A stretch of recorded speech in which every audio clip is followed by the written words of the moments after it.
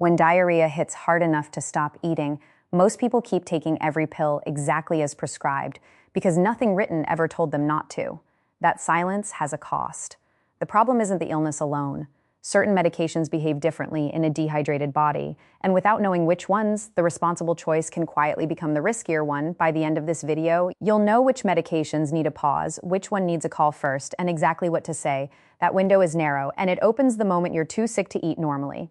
Here's what's already happening inside your body before you reach for the pill organizer. By Thursday morning, Carol Reeves hadn't eaten a real meal in 2 days. She had been managing on crackers and ginger ale. She had kept taking her 3 prescription medications every morning. For her diabetes, for her blood pressure, for the leg swelling her cardiologist called nothing to worry about.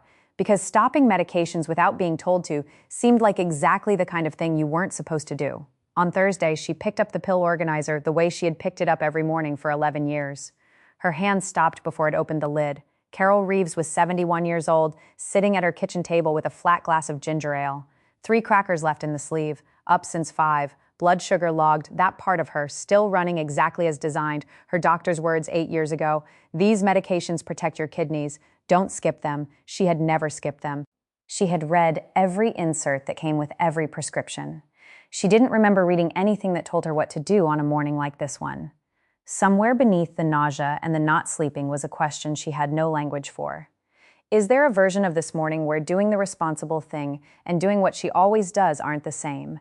Nobody had ever given her a reason to ask. There's already a name for exactly this situation. It covers every medication Carol takes.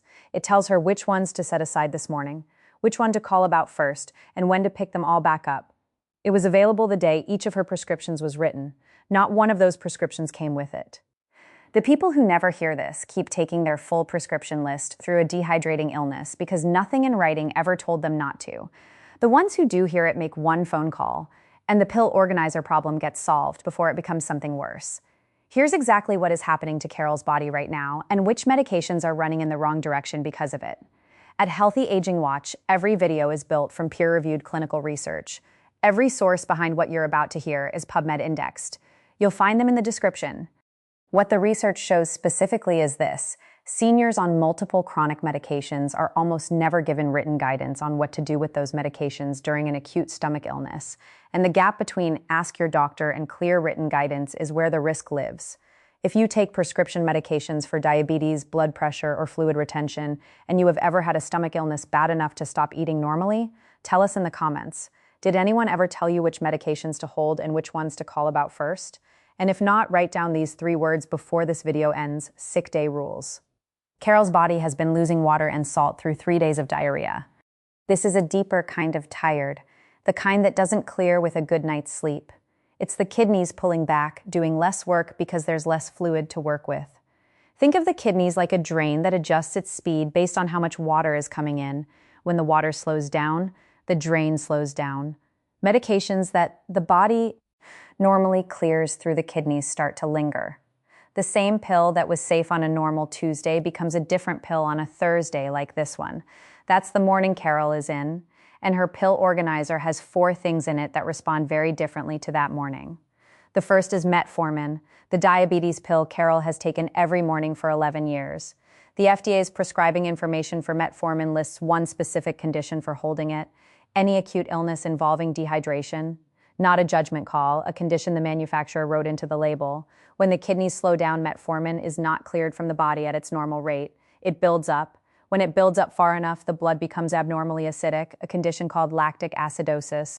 What that means is the body's internal chemistry shifts in a direction it cannot easily correct on its own. The symptoms, nausea, muscle weakness, confusion, rapid breathing, are easy to mistake for the stomach illness itself, which is what makes it dangerous. A 2024 PubMed review documented a mortality rate above 10% in critically ill patients who developed this complication. The condition that triggers the hold is exactly what Carol has this morning, and the instruction to hold it is printed on the FDA label of the medication she has been taking faithfully for 11 years. Now, the second medication is the one Carol has always thought of as untouchable, the one added specifically to protect her kidneys. It has its own sick day rule, and it isn't the one she expected.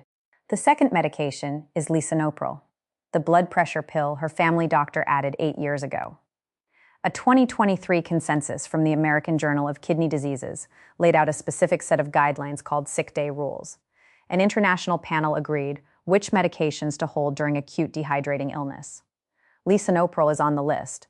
What that means is hold while unable to keep fluids down, restart within 24 to 48 hours of eating and drinking normally. The medication Carol thought was most important to protect her kidneys is the one the guidelines say to set aside today. The third medication is furosemide, the water pill her cardiologist prescribed for leg swelling. This is the one she calls about before deciding. The sick day rules include diuretics in the hold category for most patients during dehydrating illness, but the correct answer depends on why it was prescribed.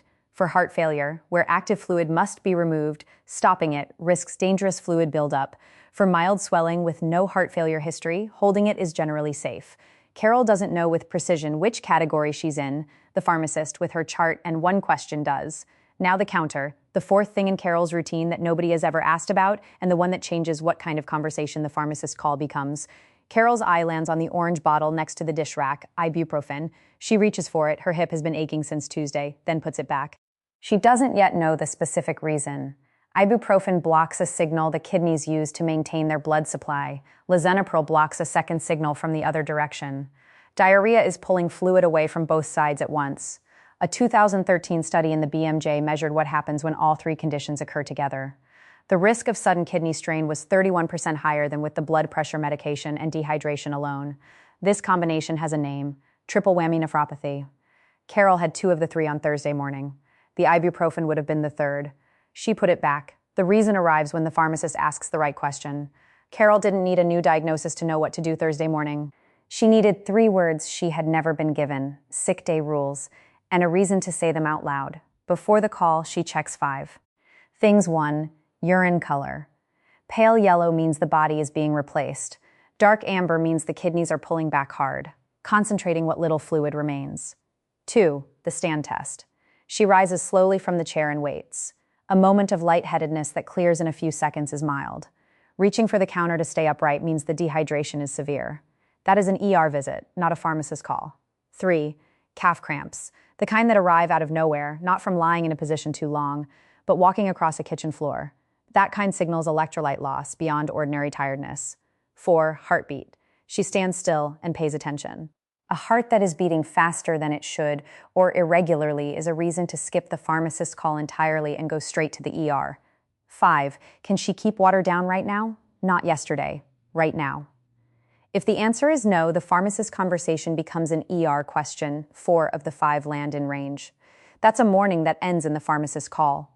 If standing had meant grabbing something to stay upright, or the heartbeat had been something she couldn't explain, the call would be a different call entirely. Carol already knows which number that would be. This morning, she knows which side of the line she's on. She picks up the phone, she says the specific phrase. "I've been sick since Tuesday and I haven't been able to keep much down. I'm on Metformin, Lisinopril, and furosemide, and I'd like to go through sick day rules for all 3 before I decide anything." Midway through the call, after the Metformin hold, the Lisinopril hold, and the furosemide question answered because Carol's chart shows mild edema and no heart failure history. The pharmacist asks a question Carol wasn't expecting. Is there anything you take that isn't prescribed? Any over-the-counter medications, supplements, anything you buy yourself? Carol almost doesn't mention it. Just some ibuprofen for my hip. The bottle has never appeared on any prescription list. She has taken it 2 or 3 times a week for 2 years. It comes out of her mouth like an afterthought. The pause that follows is longer than the first one. The Advil Carol buys at the grocery store is the third leg of the triple whammy. The pharmacist didn't know it existed until Carol mentioned it. That mention, almost casual, tossed off without thinking, is the most important thing Carol says in 20 minutes. At the end of the call, the pharmacist says one more thing. If your doctor calls in a Bactrim prescription for the infection, call us before you pick it up. Bactrim, trimhalprim sulfamethoxazole, is the antibiotic that treats cyclospora. When taken alongside Lisinopril and Metformin, it adds complications the prescribing doctor may not flag. It blocks a kidney channel that removes potassium, the same channel Lisinopril already affects.